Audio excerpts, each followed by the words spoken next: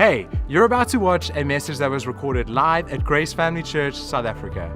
At Grace, we say come as you are, and our mission is to love God, love people, and make a difference. We hope that you're encouraged by the message you're about to watch.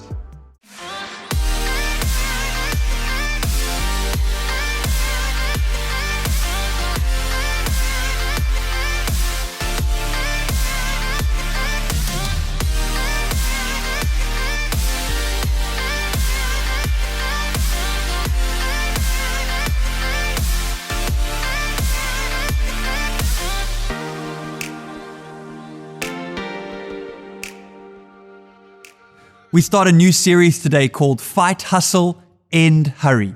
And it was born out of two places, really. Firstly, from that scripture you just saw on your screens, 1 Corinthians 9, where Paul writes, he says, "Don't you realize that in a race, everyone runs, but only one person gets the prize? So run to win. All athletes are disciplined in their training. They do it to win a prize that will fade away, but we do it for an eternal prize. So I run with purpose in every step. I'm not just shadow boxing. I discipline my body like an athlete, training it to do what it should." Now we're going to come back to that verse from 1 Corinthians 9, but this series was also partly inspired by a podcast of the same name and a book by a guy named John Mark Comer called The Ruthless Elimination of Hurry, which is actually a phrase coined by the late Dallas Willard. Now, Dallas Willard, if you're not familiar with him, he was such an amazing person, a thinker, a theologian. He was the professor of philosophy at the University of Southern California. And one time, Dallas was approached by John Ortberg, a pastor in the States who at the time was leading one of the largest and most prominent megachurches and was kind of battling to try and find this balance in his own life, in his own spiritual life. And so John went to Dallas, who was sort of a mentor to him, and he asked Dallas this question. He said, "What should I do? I'm anxious. I'm burning out. I feel like I'm distant from God. Tell me what to do, Dallas." And Dallas Willard gave a long pause. There was always a long pause with Dallas Willard. And then he said these words to John Ortberg. He says, "You must ruthlessly eliminate hurry from your life." John was like, "Wow, that's so great." Oh, and he wrote it down. He was like, "Okay, what else? What else must I do?" And Dallas Willard thought about it and said, "There's nothing else, John. You must ruthlessly eliminate hurry from your life." You see, Dallas Willard would go on to say that hurry is the great enemy of the spiritual life in our day. He says that you cannot do spirituality at pace. Carl Jung, the famous Swiss psychiatrist, he said this. He said, "Hurry is not of the devil, it is the devil." Bill Gates said more recently, he said, "Busy is the new stupid." He tweeted it. In other words, being busy isn't a sign that you are important and powerful, as we sometimes like to think it is. It's actually a sign that you haven't learned how to lead and manage yourself. Now, I don't know about you, but these thoughts, these quotes, I find them really challenging because a lot of the time, if I'm honest, I do feel frazzled. I feel like I'm running around from pillar to post. My kids, they have the Mr. Men book series, and I love the Mr. Men series, and one of their favorites is Mr. Rush. And Mr. Rush, he's always in a rush. He never does anything properly. In the book, he's in such a rush. He has this terrible breakfast. He doesn't toast the toast long enough, so it's bread. Then he doesn't have hot tea because he doesn't wait for the kettle to boil. He only brushes one tooth, and then he runs out the house in a rush to really go nowhere. And sometimes I feel like Mr. Rush. And I don't think I'm alone. I've spoken to many counselors and psychologists in our church and outside of our church, and we've spoken about trends and mental health and about why so many marriages are falling apart. I've spoken to them about the increasing levels of anxiety in our culture. And we've spoken about, what needs to be done. And one therapist said this. She said, "You know what? The number one problem you'll face is time. People are just too busy to live emotionally healthy and spiritually awake." Ronald Rolheiser, he says this. He says, "Today, a number of historical circumstances are blindly flowing together and accidentally conspiring to produce a climate within which it is difficult not just to think about God or to pray, but simply to have any interior depth whatsoever." He says we are distracting ourselves into spiritual oblivion. Pathological busyness, distraction, and restlessness are major blocks today within our spiritual lives. I mean, those are sobering words. And this is the world we live in.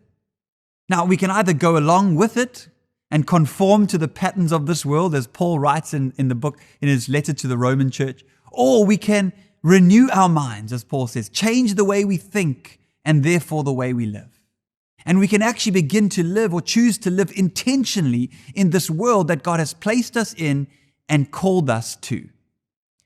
If you missed last week, I spoke about intentionality in last week's message. And I said this, I said, if we want to be proactive and not reactive in 2021, if we want not to be swept downriver by what is going on around us, well, then we have to be intentional. We have to run with purpose, as Paul says. Remember his words. He says, so I run with purpose in every step. I'm not just shadow boxing, but I discipline my body like an athlete, training it to do what it should. So for me, this series that we're entering in today, starting today, it's kind of like training. It's probably more teaching than preaching. And over the next 4 weeks, we really want it, our heart is to equip you with skills and tools and practices and disciplines that I truly believe will help you not just to survive 2021, but actually thrive in 2021. Now, these practices or spiritual disciplines, as they're sometimes called, they are by no means new. In fact, these are ancient, time-tested ways of being in apprenticeship to Jesus. Often people hear about spiritual disciplines and it just sounds like, one more thing to do or 10 more things to do on top of your already busy life.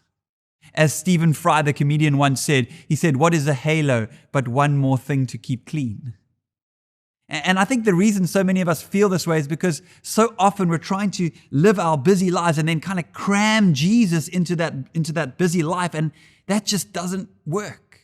It makes Jesus a burden or a legalistic guilt trip or another thing to do, rather than the way to be human. As John Mark Comer says, spiritual disciplines, they're like trellises in farming.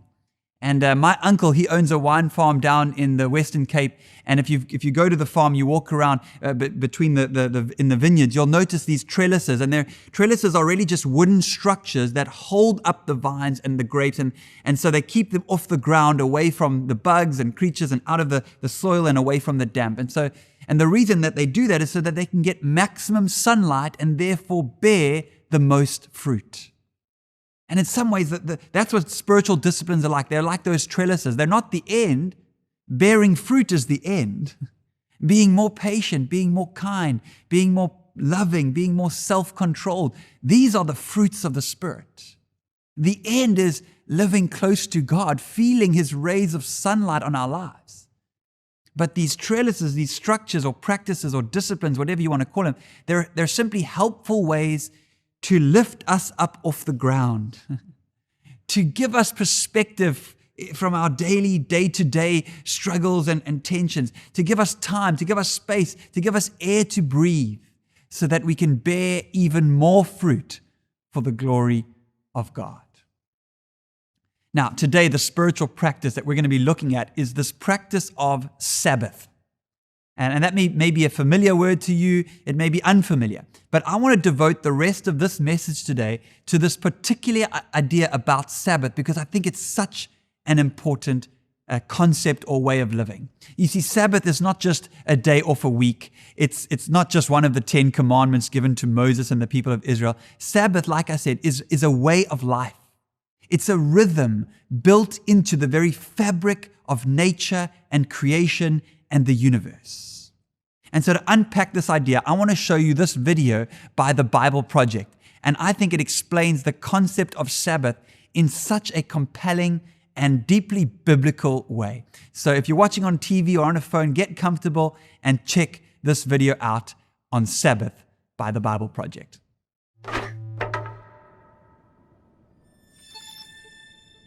The number 7 is a big deal in the Bible. Yeah, in biblical Hebrew, the word 7 is connected to the idea of fullness or completeness. And that's something we all long for, but don't often experience. Instead, we find ourselves working endlessly, fighting back chaos with no real rest. Yes. Now keep all that in mind as we turn to Genesis 1 in the Bible. It begins with darkness and disorder, but then God speaks to bring about light and order so that life can flourish. And this happens over the course of 6 days. Each day is marked with the phrase, "There was evening and there was morning." But on the 7th day, something special happens. God stops and rests. Right. Creation is brought to its completion on the 7th day. And that phrase, "there was evening and there was morning," it doesn't appear on day 7. It's like a day with no end. On the 7th day, God's presence fills his creation. The land provides for all of God's creatures, including humans, who are appointed to rule the world with God forever. Kings and queens of the 7th day rest. I can get into that. But the humans are deceived by a dark power, and they forfeit that rest. They're exiled into the wilderness, where they have to work as slaves to the land. Until they die and return to the dust from which they came. But God wants to restore humanity back to that 7th day rest. So he chooses to give the family of Israel that experience of ultimate rest so they can share it with others. But how? They're in Egypt, slaves to an oppressive empire who's grinding them into the dust. So God confronts Egypt and he liberates the Israelites, taking them through the darkness and chaos on the way to the promised land. Now, while they're on their way, they find themselves in the wilderness. It's easy to get lost. Life is a struggle. They're not in the land of rest yet. But while they're on the way, God invites them in the wilderness to start living as if they're in the promised land. But how do you practice the future rest in the wilderness? Well, God tells them that every 7th day they are to stop their work, or in Hebrew, to Shabbat, so that they can rest and enjoy God's good world. So take a whole day to live as if the ultimate rest has already come. Yeah, this is the Sabbath, celebrated every week on the 7th day. But there's more. The Sabbath is just one of 7 festivals that Israel practiced every year, each one anticipating that 7th day rest. That is a lot of 7s. And there's even more. Every 7 years, the Israelites were to liberate slaves, forgive debts, and let the land rest for a whole year. And then, every 7 times 7 years was the ultimate 7th day rest, called the Year of Jubilee. If anyone had lost their land or gone into debt, all was forgiven, everything restored. Wow, so the Sabbath, these feasts, the Year of Jubilee, it's all pointing towards the hope of future rest. Right. Now, when the Israelites went into the land, they forgot their God, and so they forfeited their chance for rest in the promised land. They're exiled and enslaved again by an oppressive nation, led back into a world of chaos and disorder. But Israel's prophets said that their exile would end one day, and that the ultimate jubilee of freedom and rest would come, but generations go by, and they're still waiting. It's at this dark point in the story that Jesus appears, and he launches his public mission on a Sabbath day. Yeah, he read aloud from the scroll of Isaiah, saying that it was time for all captives and slaves to be released because this was the year of the Lord's favor. What did he mean, this is the year of the Lord's favor? He was talking about the ultimate jubilee. Also, Jesus is claiming that 7th day rest would come through him. Right, he said that he was the Lord of the Sabbath, and he confronted disorder and darkness in all of its forms, liberating people from sickness, sin, even from death itself. Yet, Jesus was killed, so even his work was undone. Well, it seemed that way. But notice, Jesus timed his death to take place at the end of the week. His body rested in a tomb during the Sabbath, and on the 8th day, he rose from the dead. Oh wait, the 8th day? You mean the first day of a new week? Exactly. Jesus' resurrection was like the first day of a new creation, where God's light and life broke into the darkness. So because of the resurrection, we have hope in God's promise of future rest. But we're not there yet. It's like we're still in the wilderness, where we experience struggle and pain.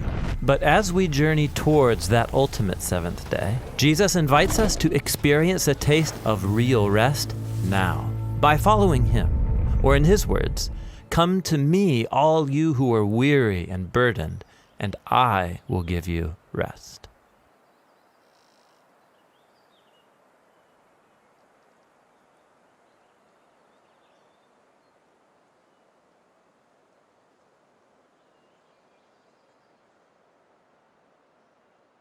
How great was that video? I love what they say right at the end. Let me read the script. It says, because of the resurrection, we have hope in God's promise of future rest, but we're not there yet. It's like we're still in the wilderness where we experience struggle and pain. Maybe that's where you are.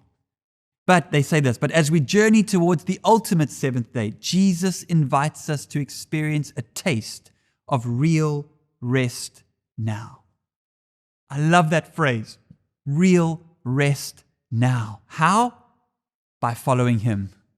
Or in Jesus' words, come to me, all of you who are weary and burdened, and I will give you rest. Just before we move on, I have a sense that that may be exactly what you need to hear today. That this may be a timely word for you today. Come to Him, and He will give you rest. Here's the bottom line for everyone listening to this. If you want to make it through 2021, if I want to make it through 2021, we're going to have to learn how to rest. Really rest. To learn what Jesus came to not only teach us, but show us. What Eugene Peterson, the author of the Message Bible translation, calls the unforced rhythms of grace. Man, I love that. I love that word rhythm, because I think life is about rhythm.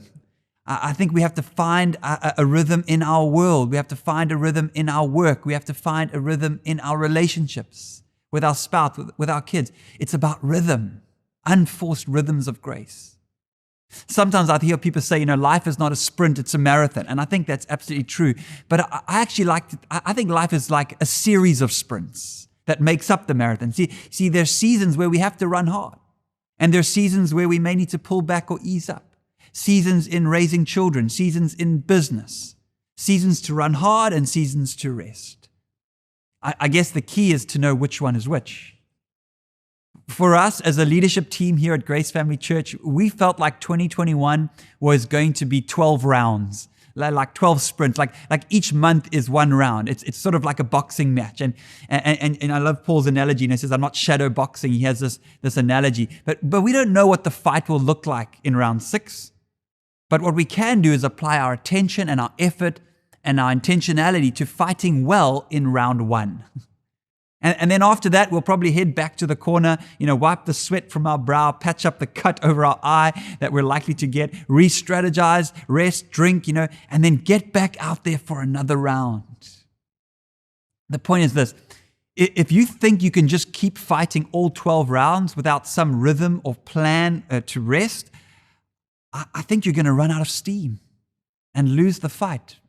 Maybe that's physically, mentally, or emotionally. But we can't just keep going indefinitely without rest. None of us can. And what makes it even more vital is that I think for many of us, we're already coming into 2021 with a few cuts and bruises from 2020. And that's why the rhythm of Sabbath and rest is so crucial. Now, like we saw in that video by the BibleProject, Jesus says, He is the Lord of the Sabbath. And like I said earlier, He is our model in this. His life on earth gives us such a clear picture of this balance between work and rest. In Mark chapter 6, it says this in verse 31, He says, then, because so many people were coming and going that they did not even have chance to eat, Jesus said to them, come with me by yourselves to a quiet place and get some rest. And Jesus was constantly doing this in His ministry. There was this rhythm. He would see people that were in need. He would have compassion for them. He'd reach out to them. He'd heal them. He'd feed them. And then He would retreat to a quiet place. And then He'd do it all over again. The other thing about Jesus is that He understood that the Sabbath was not a rule or a routine to obey, but rather a rhythm to life. He would say things like, which were actually scandalous at the time, but He would say, the Sabbath was made for man, not man for the Sabbath. In other words, guys, the reason this was instituted from the very beginning, the reason this is part of God's DNA and our DNA, is that it's supposed to bring you life. You see, what was happening was the Jewish leaders, by the time Jesus had arrived on the scene, they'd kind of twisted this Sabbath commandment into a rule that was ultimately restricting their spiritual life, restricting their connection to God. And people, weren't allowed to walk a certain number of steps or lift a certain amount of weight on a Sabbath. And they got all pedantic and wound up about the execution and the details. And they completely missed the entire point of the Sabbath. And so when Jesus said that statement, he wasn't denying the Sabbath. He was actually, in fact, reaffirming it. But reaffirming it not as an end in itself, but as a means to an end. And the end is connection to God and to one another and to our world. You see, this is so important. Jesus didn't retreat from the world. He retreated for the world. And we're called to do the same. We don't practice Sabbath or silence, solitude, or reflection on Scripture, or any of these spiritual disciplines to retreat from the world, but for the world, for the people around us, for our families, so that we can be more present, more available to them, more aware of what God might be doing or saying, more open to interruptions, actually, not less likely. You see, what I found in life is that so many of the best moments in life are actually interruptions. They come as inconveniences. If you're a parent with a child, you'll know this. If you're a worker with a co-worker, with a neighbor, with someone on the side of the road, perhaps. You see, what happens when we hurry our lives to this kind of fever pitch is that so often we miss these best moments. We're not even there for them, or we skim over the surface of them. And we never actually experience what God had for us with that person in that moment. That 2-year-old, that neighbor, that hallway conversation at work. And these were opportunities that could have been a moment for someone to meet with God, or for you to meet with someone face to face, or for you to display the love of God to that person. These are moments of life, the interruptions that we have to slow down and create space to be present for. And man, like I said, I don't get this right a lot of the time, but I want to practice Sabbath and rest, even if it's just one day a week, so that I can be more present for the other 6 days of the week. Does that make sense? We don't retreat from the world, but for the world. Like Dallas Willard said, you cannot do spirituality at pace, and you certainly cannot be passionate when you're in a hurry. Compassionate when you're in a hurry. I mean, try it. Try be compassionate with your kids in the morning when you're running late for school. It's near impossible. And so that's why the practice of Sabbath and rest is so important. It's why we wanted to start this year with this series, to give ourselves some practical handles that we can hold on to for the rest of 2021. Because I'm telling you, especially in 2021, we're going to need to be more compassionate than ever before to the people around us who are struggling, so that we can be a non-anxious presence in a very anxious world. So how do we do it? Well, like I said, we want this series to be practical. So here are just kind of 3 tips. I'm sure there are many more, but 3 tips from me that I have for building a Sabbath rhythm into your life. The first one is this: make it regular.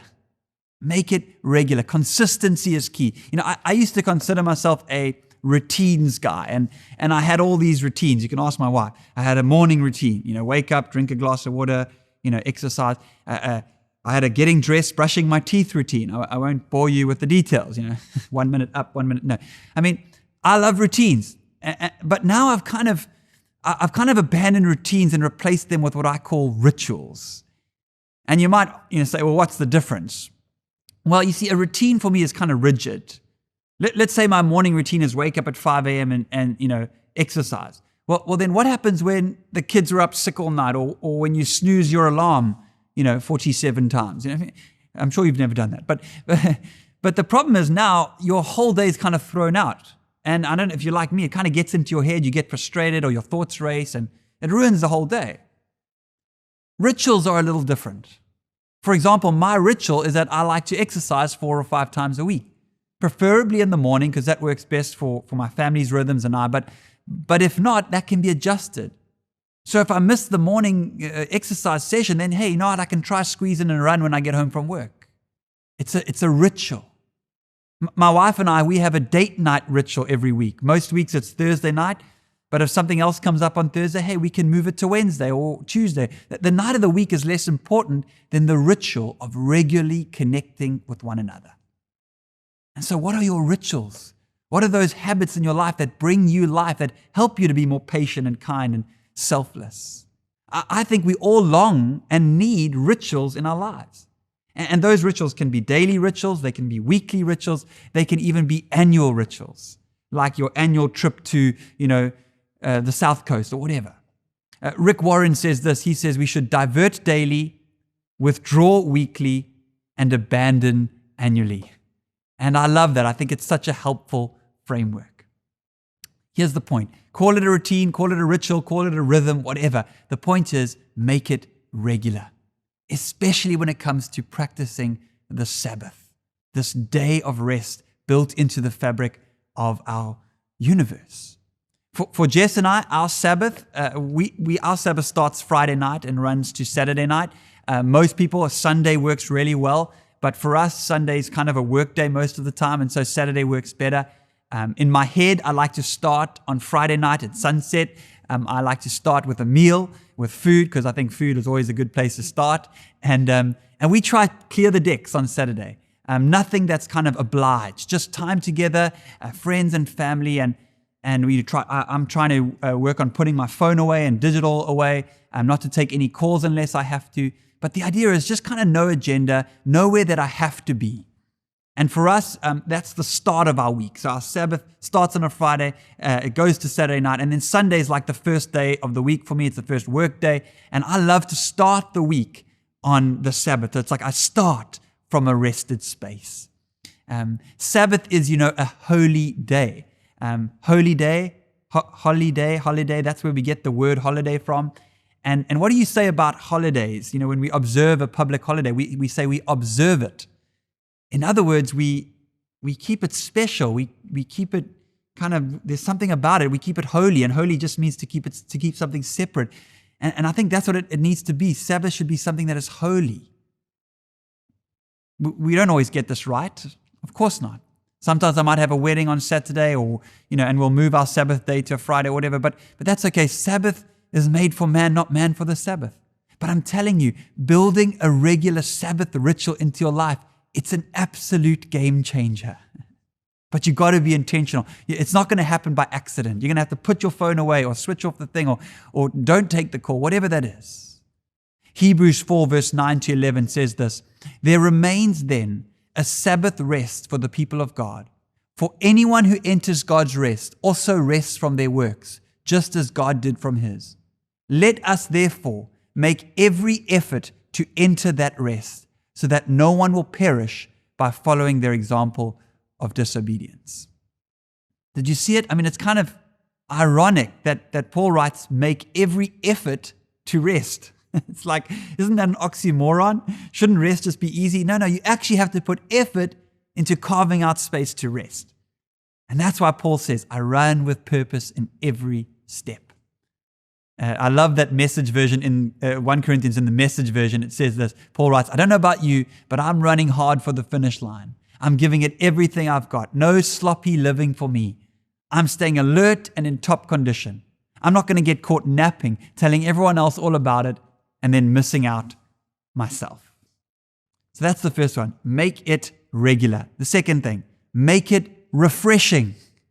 Now, of course, this will look different for different people. For Jess, a refreshing Sabbath is an afternoon nap and, a few hours, quiet time reading a book or just being alone. She's much more introverted than me. For me, refreshing is about, going to the beach, going for a run, doing something, seeing mates when we could do that. And, outside of the COVID time, that was a lot easier. But it's going to look different. The point is, it's got to be refreshing. It's got to actually bring life to you. So what brings life to you? For me, food and connection and relationships. And I've been trying to do that now, even on Zoom. I've been, messaging people and chatting to them. It can't be an errand day. It can't be a day where now taking out the thing and doing all the chores you got to do. It's got to be refreshing.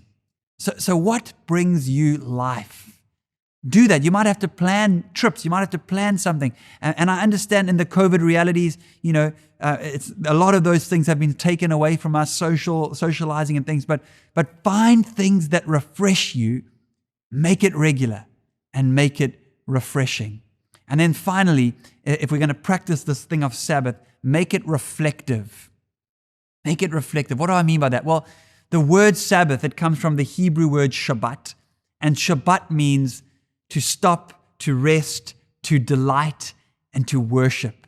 It kind of encapsulates all of those things. And so there is an intentionality to what we do on that day. This is not just about kicking your feet up, and watching Netflix all day or binge watching a series. You may actually have to turn off Netflix to have a proper Sabbath. But it is about kind of cultivating a space or a day of the week where we are aware of God's presence, where we give thanks to God for what He's given to us in the midst of whatever challenges we're facing. That's why coming to church may be a great part of your Sabbath day, of your Sunday Sabbath. It's about carving time out to read your Bible, to pray, to connect with God. I don't want to be too prescriptive. I'm going to let you figure out the practicalities of what that looks like for you.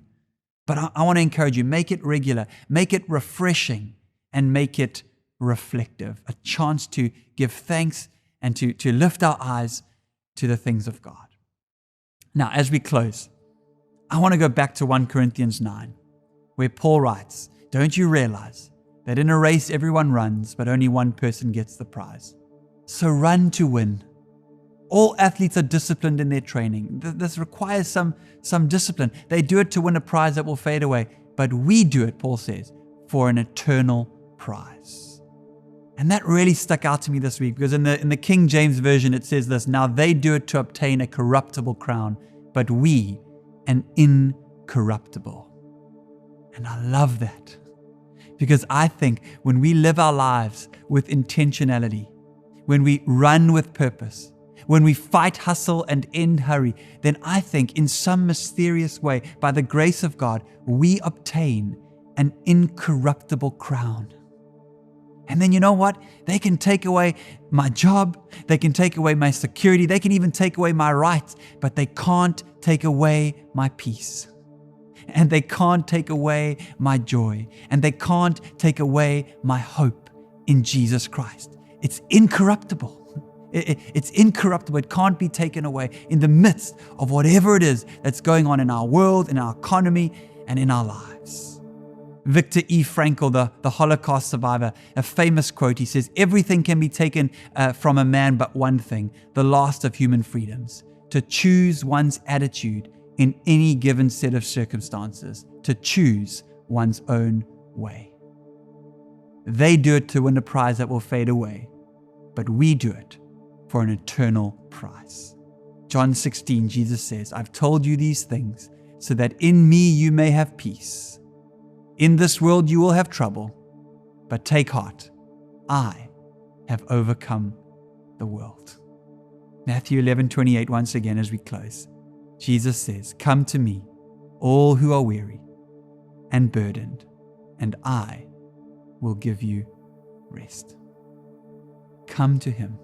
If you're weary, if you're burdened, if you're longing for rest, real rest now, then come to Him. Come to the altar.